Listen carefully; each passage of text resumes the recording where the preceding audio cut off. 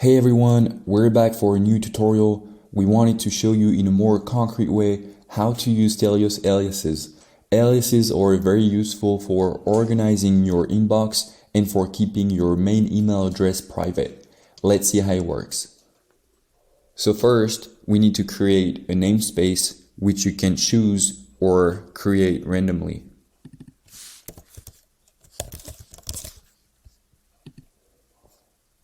The next step is to create your alias, like the namespace.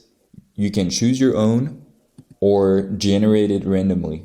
You have a description to remind yourself of why you created this alias. You also have the option to add a forwarding address if you'd like to.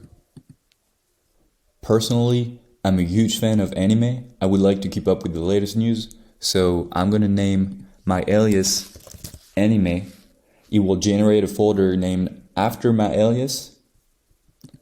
In this case, an anime folder, which can be seen on the left-hand side of your mailbox page, right here.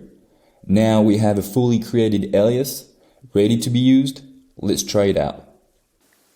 So now I'm gonna copy my alias right here and go online to sign up for my newsletter. Now we signed up, we can go back on the app, check the anime folder, sync, wait for the email to get delivered.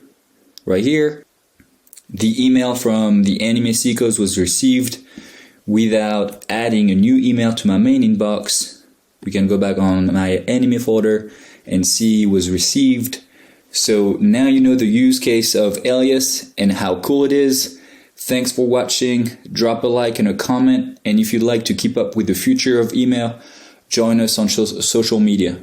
Bye. See you next time.